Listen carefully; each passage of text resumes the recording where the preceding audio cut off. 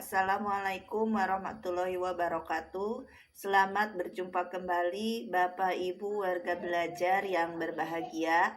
Dengan saya Ane Mustikawati selaku tutor mata pelajaran sejarah paket C di PKBM Bina Pandu Mandiri. Mudah-mudahan kita semua senantiasa ada dalam lindungan Allah Subhanahu wa Ta'ala. Para warga belajar yang berbahagia, pada kesempatan saat ini saya akan menyampaikan materi pembelajaran yang berjudul Peranan Pelajar, Mahasiswa, dan Pemuda dalam Perubahan Politik dan Ketatanegaraan Indonesia. Gerakan Pemuda pada masa kolonial Belanda. Pada tahun 1890, tokoh politik yang bernama Mr. Cornad Theodori van de Penter mengemukakan politik etis. Politik etis ini digunakan untuk menyelamatkan hak-hak rakyat di Indonesia. Adapun pelaksanaan politik etis itu dibagi menjadi dua. Yang pertama, pendidikan pribumi, dan yang kedua, non-pribumi. Pelaksanaan politik etis berdampak pada berdirinya sekolah-sekolah. Adapun dampak dari berdirinya sekolah-sekolah, yang pertama yaitu munculnya golongan terpelajar, yang kedua lahirnya organisasi-organisasi pergerakan. Adapun organisasi-organisasi pergerakannya, yang pertama yaitu organisasi gerakan kebangsaan.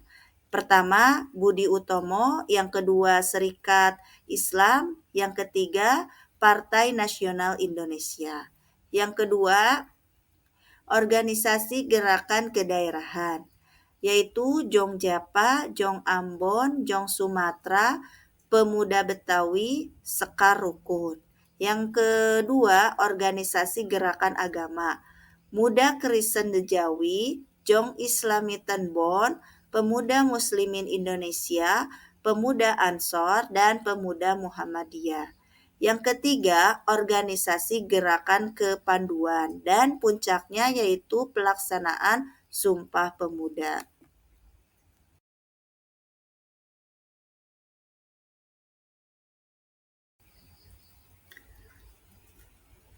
Gerakan Pemuda pada masa pendudukan Jepang.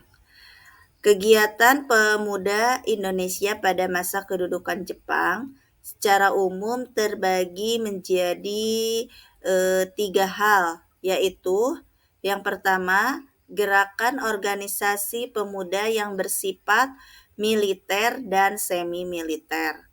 Yang kedua, organisasi pemuda yang bergerak secara sembunyi-sembunyi atau yang lebih dikenal dengan gerakan bawah tanah.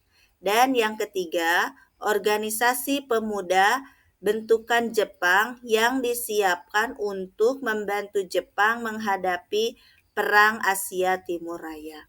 Adapun organisasi-organisasinya yaitu Keibodan, Seinendan, Pujinkai, Jawa Hokokai, Heiho, Peta, Gerakan 3A, dan yang terakhir Putra. Gerakan pemuda setelah kemerdekaan diantaranya yang pertama, meletusnya peristiwa G30 SPKI membuat mahasiswa non-komunis mulai bangkit dan membentuk Kesatuan Aksi Penggayangan Kontrarevolusi Gerakan 30 September yang disingkat dengan KAP Gestapu. Yang kedua, puncak gerakan KAP Gestapu adalah ketika berhasil mengerahkan massa secara besar-besaran pada tanggal 9 November 1965 di lapangan Banten, Jakarta. Yang ketiga, pada Januari, KAP Gestapu menjadi Front Pancasila dengan kegiatan lebih terfokus dalam bidang politik.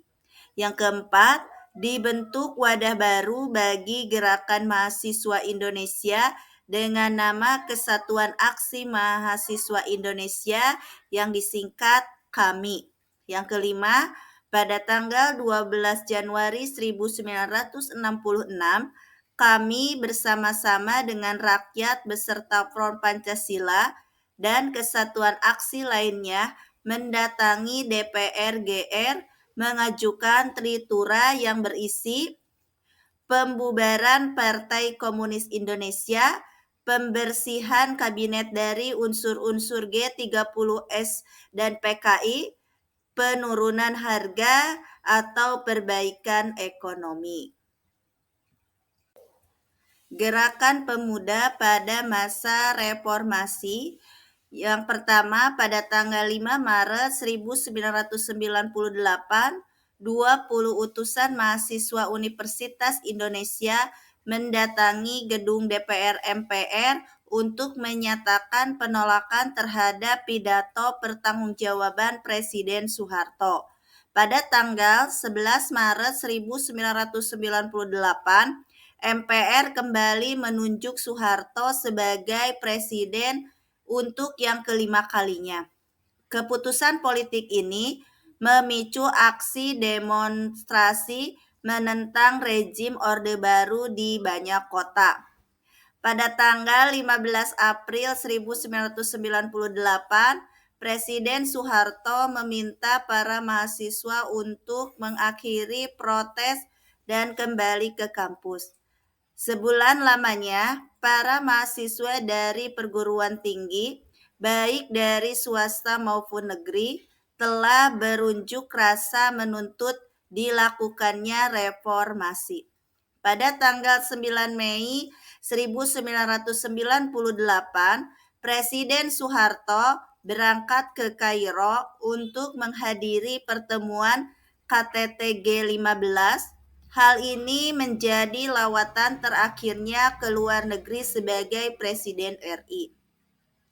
Pada tanggal 12 Mei 1998, terjadi penembakan oleh tentara terhadap 4 mahasiswa Trisakti yang kemudian dikenal dengan nama tragedi Trisakti. Pada tanggal 12 sampai 13 Mei 1998,